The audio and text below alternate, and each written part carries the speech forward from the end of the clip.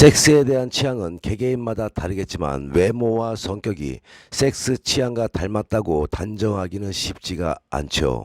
겉으로 보기에는 터프하면서 침실에서는 섬세한 스타일도 있겠지만 다정다감하면서 조용한 스타일일 줄 알았던 상대가 섹스만은 가격한 스타일을 고집하는 경우에는 적잖이 충격이면서 난감할 때가 있을 겁니다. 이럴 때는 어떻게 대처하는 것이 좋을까요? 거칠게 다루는 그가 문제일까요? 신혼 때는 그러려니 했는데 날이 갈수록 남편이 민망한 것을 요구하기도 하고 자신을 거칠게 다루는 것이 혹시 변태가 아닌가 하는 생각이 들기도 하겠죠. 그렇다고 자신의 솔직한 생각을 이야기하면 그가 상처를 받을까봐 엄두도 못 내고 있을 것입니다. 지금이라도 고쳐달라고 이야기를 해야 할까 고민이 많죠. 아니면 혹시나 자신에게 문제가 있는 것은 아닐까 하는 고민도 될 것입니다. 정상적인 섹스보다는 자극적인 섹스를 좋아하는 타입의 남성 여성의 입장에서 보면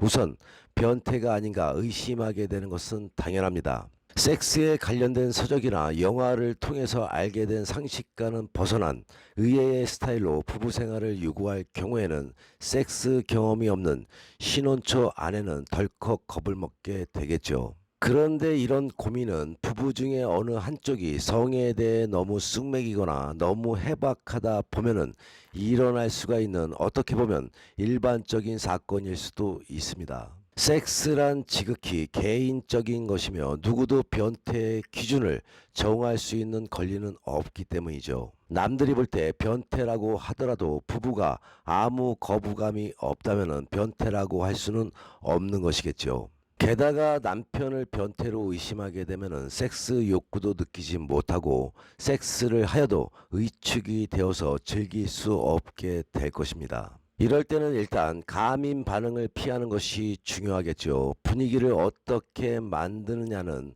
그날의 섹스를 좌우하게 됩니다. 조명이나 침대 시트의 색상, 언더웨어나 향수의 선택에 있어서 정서적인 안정을 줄 수 있느냐를 고려해야 되겠죠. 원색이나 강렬한 불빛보다는 은은한 음악과 모노톤의 침실 분위기가 마음을 안정시키게 됩니다. 그리고 쉽게 외면할 수 있는 것이 섹스 전에 와인 한 잔이죠. 와인은 긴장된 신경을 안정시키는 데 도움이 될 뿐 아니라 급작스러운 흥분을 일으키지 않도록 하는데 도움이 되기도 합니다. 갑자기 그의 행동이 가격해지는 것 같다면 일단 당하지 마시고 페이스를 맞추다가 기회를 봐야 합니다. 가격하게 리드하는 쪽은 상대가 똑같이 가격해지기를 원하기도 하지만은 반대로 수동적으로 따라와 주기를 바라는 수도 있겠죠. 상대가 어느 쪽을 원하는지를 파악하는 것이 중요합니다. 그의 패턴대로 움직이거나 혹은 정반대로 반응하면서 그가 어느 쪽을 좋아하는지를 기회를 보시기 바랍니다. 주제를 가지고 섹스를 하는 것은 자칫 본능적인 욕구 해소로 끝맺음될 위험이 있는 섹스의 패턴을 미리 예방하게 될 것입니다. 섹스에 대한 서로의 느낌에 대해서 질문하고 또 질문을 받는 사람은 솔직하게 자신의 기분이나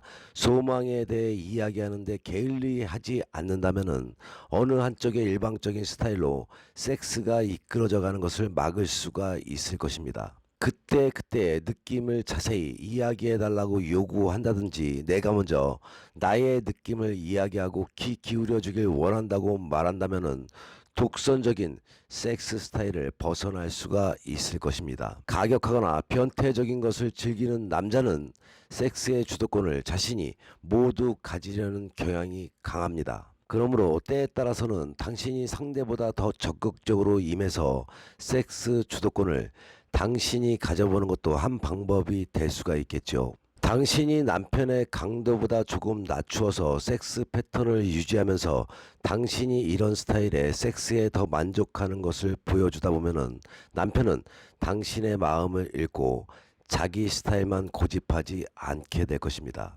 가격한 섹스를 원하는 상대를 변태가 아닌가라는 생각으로 몰아가기보다는 지금까지 말해드린 방법을 통해서 자신이 생각하는 스타일로 바꾸는 방법도 있으니 참고해 보시는 시간이 되시기 바랍니다. 남편은 일에 치여서 술자리에 휘둘려서 아내와 멀어져 가고 있습니다. 또한 아내는 폐경 이후에 신체적인 이유에다가 피로에 쩔어 사는 남편이 안쓰러워서 수험생 자녀 뒤치다거리에 바빠서 등의 이유로 성과 담을 쌓고 있죠. 자녀는 부모의 성을 흉측하게 여깁니다. 이 가정에서 중년 이후에 섹스리스 커플이 양산되고 있는 현실이죠. 성생활은 곶감론과 샘물론이 등장을 합니다. 한때 사람의 성자원은 창고 안에 보관된 곶감처럼 쓸 수 있는 용량이 제한되어 있다는 곶감론이 나온 적도 있지만은 의학적으로 아무리 써도 고갈되지 않는다는 샘물론이 대세이기도 합니다. 오히려